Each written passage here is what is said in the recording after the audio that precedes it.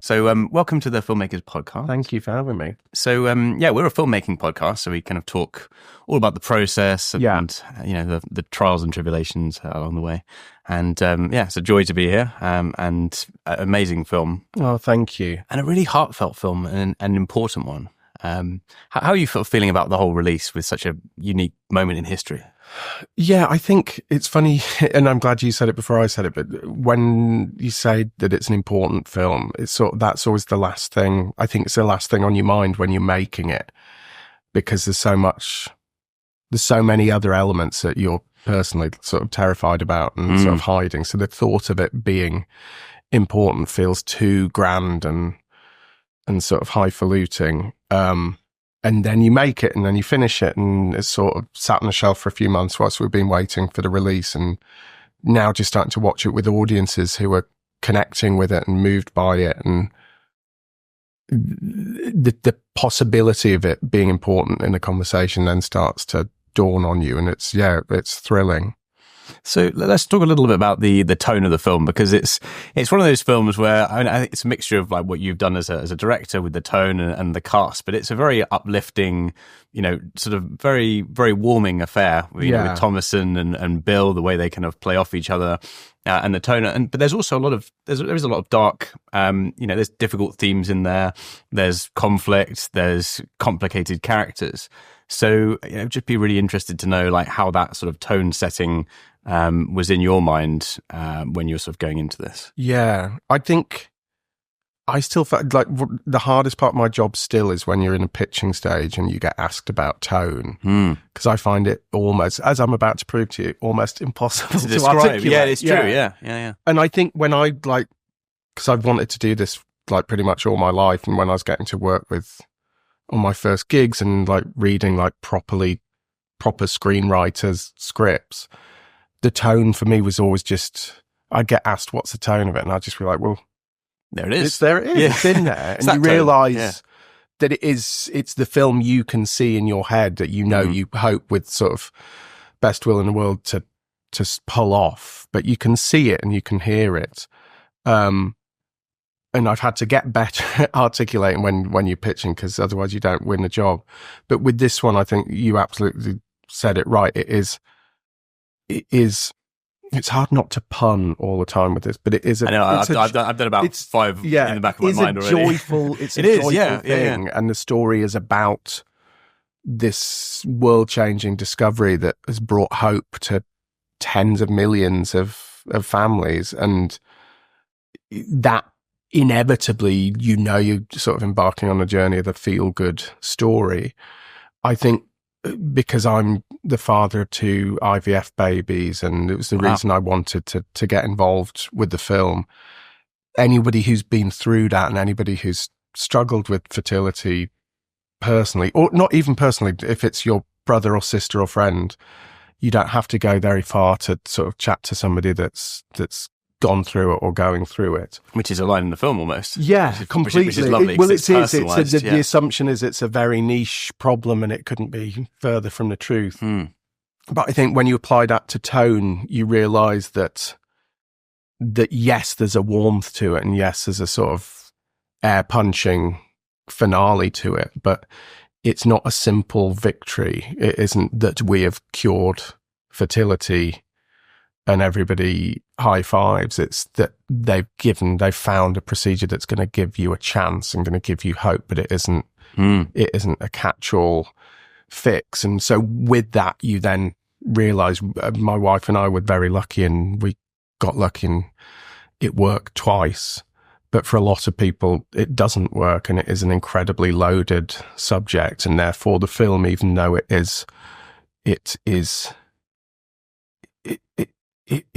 feel good, like you say, it comes with a level of depth and complexity, hopefully, and Jean represents that so brilliantly in the film. Well, I was going to say, I mean, her character is the most one of the most complex in the film, and Hope is almost, you've got almost like these two competing themes of joy and hope, and joy is like the end result, and hope is actually like this kind of, there's not just hope in the traditional sense, it's actually, there's this sadness and this, is this ever going to happen for me kind of feeling that's embodied in her character. that I think really makes the polarizing, going back to tone again, but that those two sort of things competing really worked very well. Yeah. And I think there's a sort of desperation as a very sort of close bedfellow to hope as well. And I think that's what when you're in this position, you don't want to wear desperation openly in public. You sort of don't tend to share it other than with whoever you're going through it with. And I think there's also very British, the sort of stiff upper lipness of it, and especially with a period film of it, is this is a film that it celebrates the three people that made the breakthrough, but I think it very much honours the hundreds of women that put themselves through it, knowing that Definitely. They were desperate for it to work, but knowing sort of in no uncertain terms that it wasn't going to work for them, but they were doing it for the greater good and those that came after them. So just going even further into that side of things, like we talked a little bit about the cast, but they are, very charming actors that you always just have a wholesome feel when you kind of watch them. The cinematography has moments when it's quite sort of, in their hospital, for instance, it's a little bit run down, but there's a sort of a nice nostalgia, and you sort of go back into the era. Were those decisions that were made like quite early on, like the visual side and the casting to kind of honor this, journey that you were trying to go on?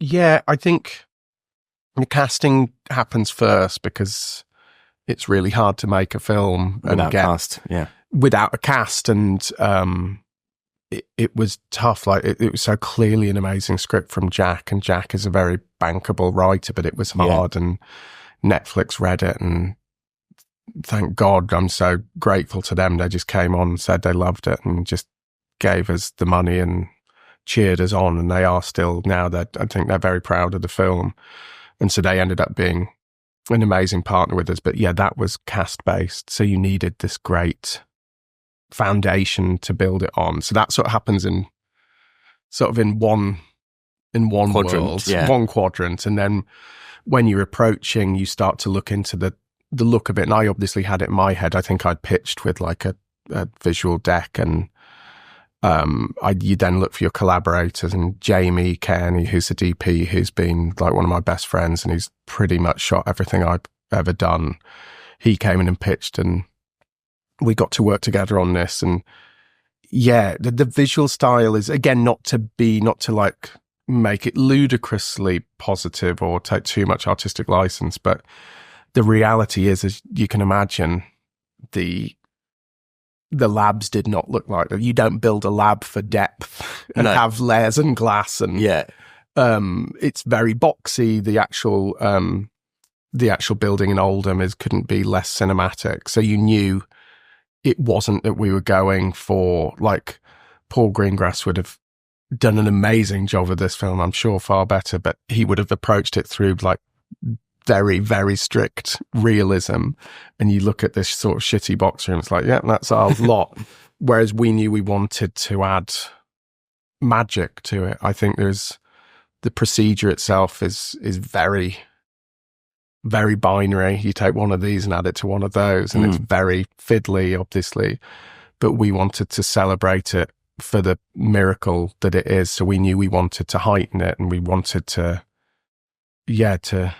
not overly romanticize it, but to give it its own character. And it does. It has that kind of lived-in feel, and it's also sort of cozy and charming, and it feels like it's an embodiment of these characters in a way. Yeah, which I think was a really nice. It felt very personal. It never felt like a big sort of scientific endeavor, which it could easily have done from any number of kind of aspects of the film. Well, it was funny, we were making it and bloody Oppenheimer came out. Oh, right. And they were doing what we were doing with at least another zero on the end of their budget, and they were doing like lab stuff, and theirs, apart from the actual explosion, could have been dry as well, but they did it so, like, he's just so incredible and did it with such mastery. But we were then looking at that, and it's like, it needs to be more, it needs to be heightened, it needs to have a take. And so that's, I think, what we ended up going for. So were all the cast, were they always in mind? Did they sort of come on at the Netflix point? Yeah, I think They were they were the dream cast. Bill was the first one on. James was in the middle of a very heavy play, so we assumed he wouldn't be interested because we just assumed he'd need months off to recover. He was in A Little Life in the West End, which was, I'm not sure if you saw it, but it's hardcore. Yeah, I'm aware of it, yeah. But he read it and was excited. And then Thomasin, my only hesitation with Thomasin is she's really young, and Jean, we tell the story of her going from 23 to 33, and she was 23 at the time that we made it. And I was like, I wonder, in my head, I think I'd thought we would cast older and play down. But when we read with Thomasin, she's genuinely extraordinary and just embodies, like she is, you know, it's an overused phrase and sort of irrelevant really for filming, but like she is an old soul, and she has an incredible amount of depth and detail to her talent. And she just came in and it's like, oh shit, we don't need to use prosthetics at all. Like, we changed the wig once, and she just tells you the story of the difference between her being a 23-year-old woman and a 33-year-old woman. And for me anyway, I find it endlessly convincing. Yeah, she is. I mean, you're immediately sort of captivated, and she kind of walks the line between a very progressive woman on the one hand, and then also very traditional, very charming, you know, like little moments like the pickle jar that kind of embody the good sort of nature of the era. And it's a really nice sort of combination that her character has that isn't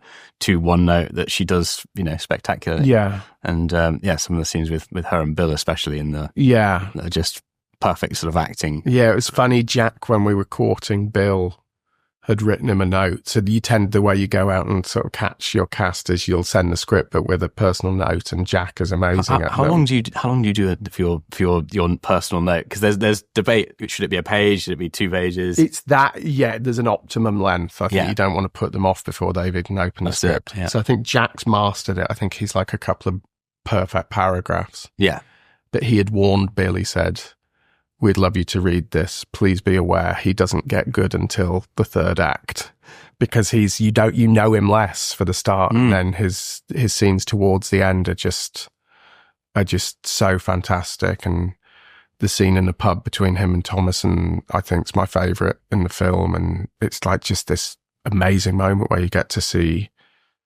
Bill show off. Yeah. And he's fantastic at it and entirely unassuming, but you could listen to Bill talk in a pub for hours. Yeah, just so much charisma. Yeah. So working with actors of that caliber, how do you kind of tend to work with them? Is it sort of discussions?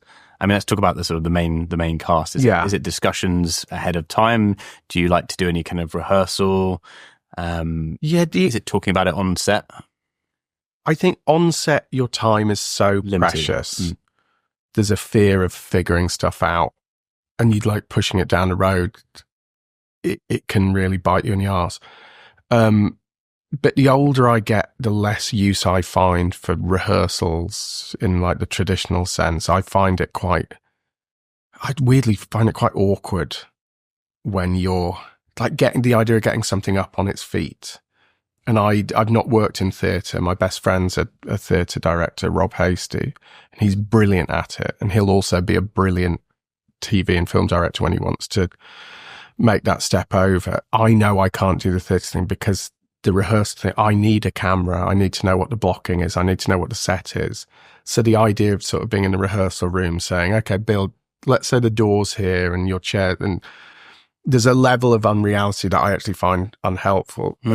And fortunately, when you're working with actors of this level, and everybody, I'm sure you know, everybody needs different things. Yeah. And everybody has a different process.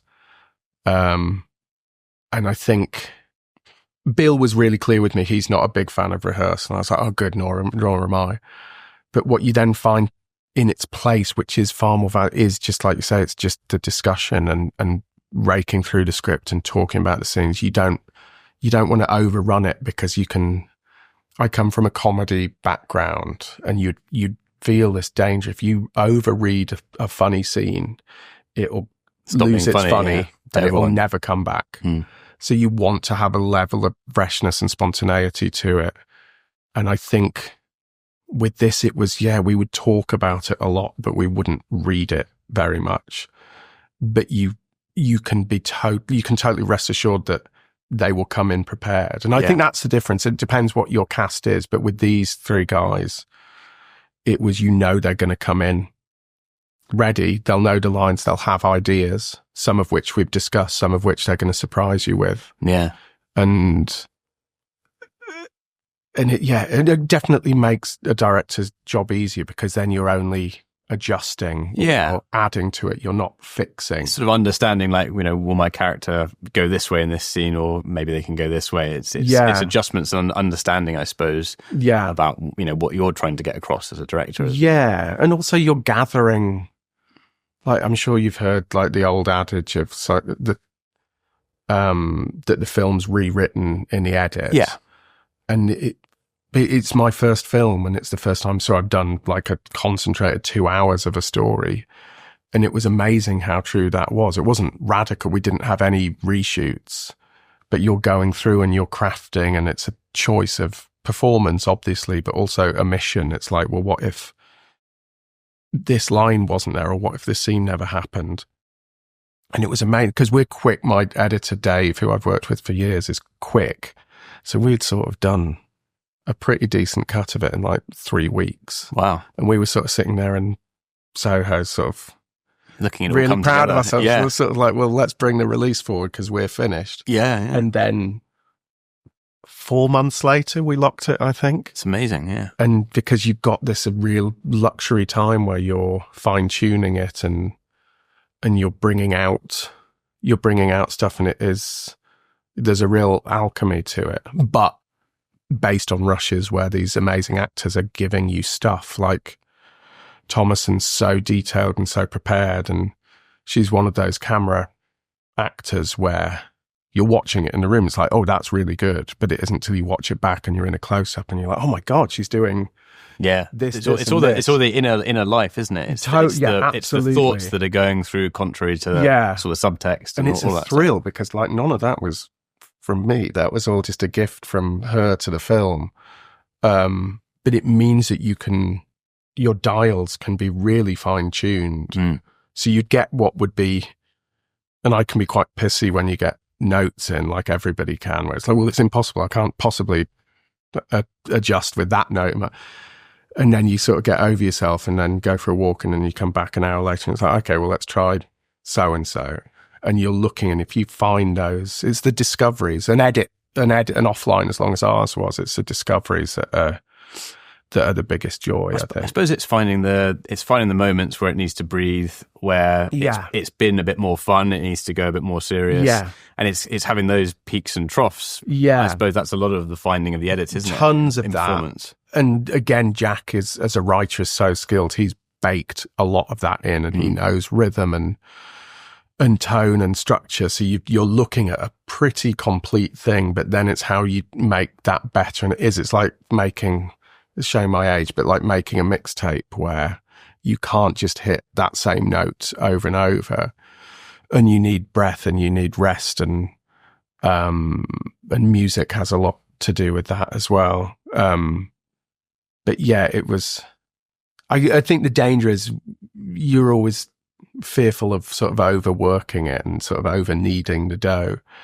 But I think we lost probably about 15 minutes worth of footage. Okay, so that's good. Yeah. Do you know, it's a really good instinct now for me personally as a film viewer and lover.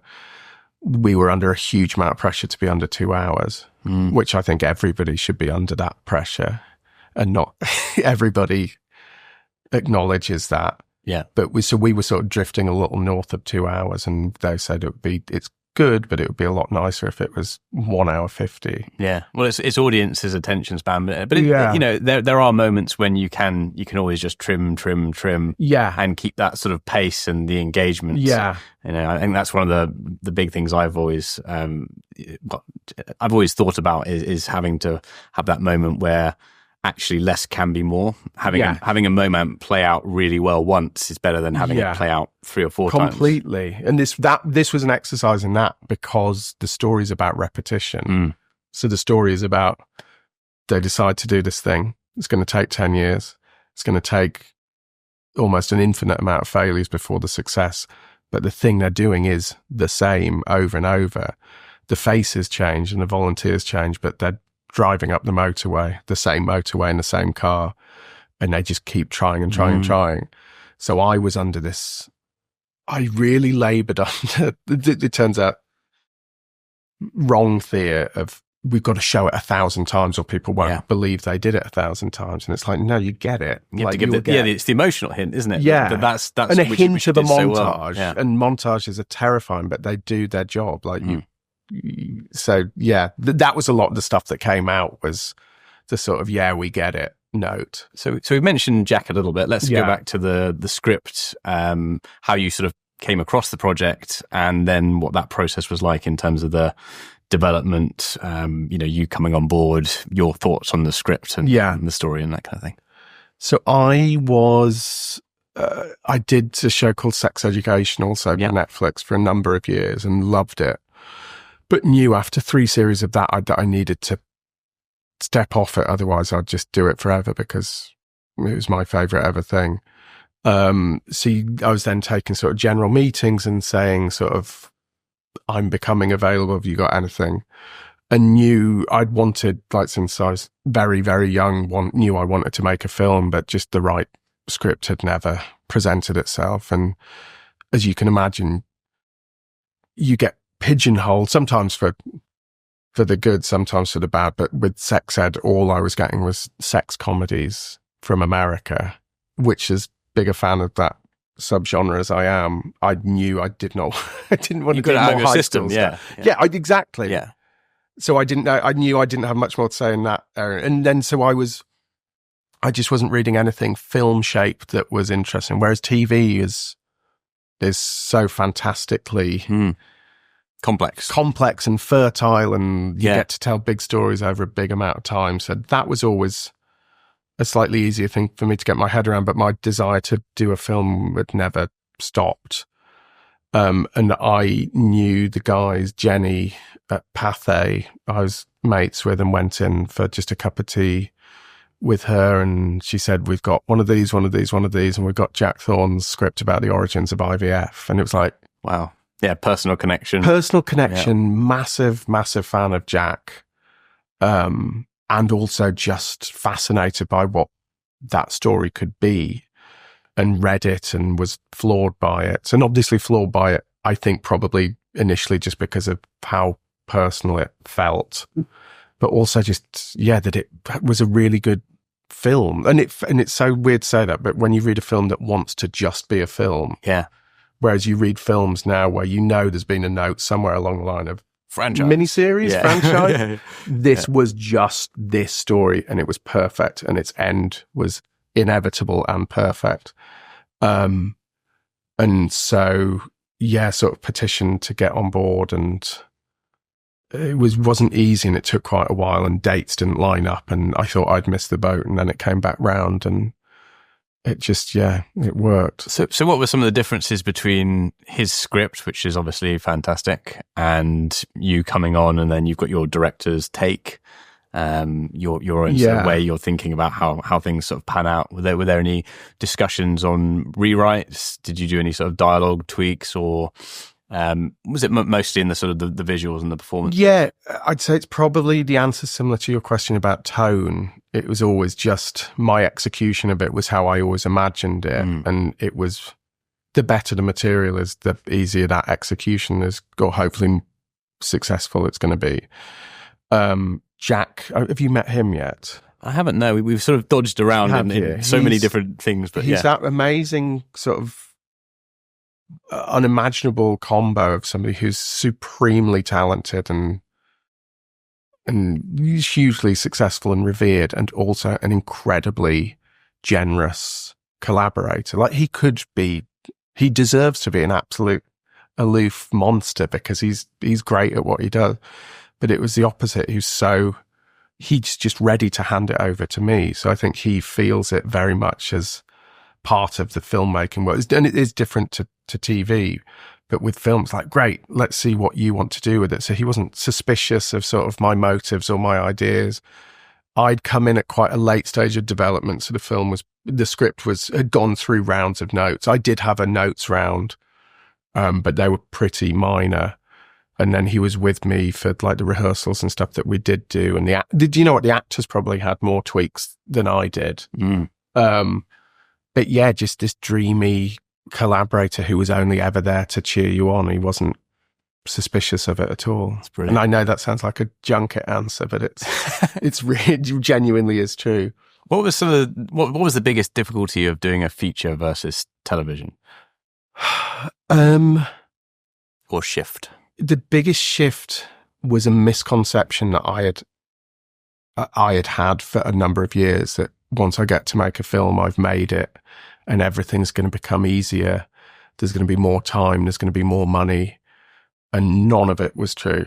And it's a busy, partly because by virtue of it being over a 10-year period, and it's not that it's a whole 2-hour montage, but they're short scenes.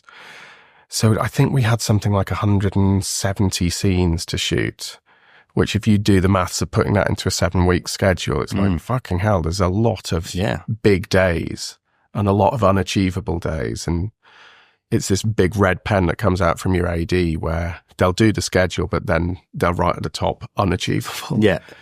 And we managed to sort of wangle a few things around, but we went into a lot of unachievable days and we just had to do it. And but I suppose that's where you find the sort of these genius solution moments, aren't you? Where it's actually, I didn't need that. This solution solves everything. And it is, and it makes you focus on coverage in a way that is healthy and you as filmmakers should do, which I think TV, you can get into bad habits with. Yeah. Great, we need one of these. We need overs, we need masters, we need everything. And you go into something like this and it's like, well, we'll never make our days if that's the attitude. So it would be elegant one shots, or it'd be stuff just told in details, or it'd be, you had to adapt. And then you realize when you're editing that was the best thing that happened to you, because otherwise, I don't know, it's not, I find it inherently cinematic, the film, but it's small. So it has a televisual feel because it's something that would have been achievable for TV. But you try and push yourself to make it. Oh, it felt cinematic. Oh, good. Yeah, I mean, I think especially like the allowing those scenes to breathe. That's the difference. That's do you know what? That's the difference, and it isn't the gap in the dialogue. Yeah, and you realise that that's pretty close to talking about pretension, where it's like, well, it's as long as it needs to be, but it's the notes you get from TV execs are different to film, where people are like, you still, you're allowed to use stillness, and you grant the audience not tons of patience, but you imagine they've got more patience and they're invested and they're in the story and it's only 2 hours of their life. Yeah. Whereas with TV, if you slow the pace down too much, it can be fatal. I think we've got about 30 seconds left. So just a very quick bit of advice to yourself starting out in the industry, if you could go back in time. Oh, Jesus. I just feel so lucky. Like the advice would just be to not lose heart and to keep pushing. And keep, like, it is just, I mean, just to be cheesy and tie it back into the characters in the story, it's just tenacity and hope, determination and hope. Wonderful. And don't be a dick. And tends to be the thing, because you realise that people who are going to employ you have the opportunity to employ 100 other people. And if you've ever not been fun to work with, it's the easiest reason in the world to not hire somebody. Thank you so much. I mean, it's such a wonderful story, and great to hear Jean getting the limelight that she deserves. Absolutely. Thank you very much. And thank you. It's lovely to meet you. Thank you. Thank you.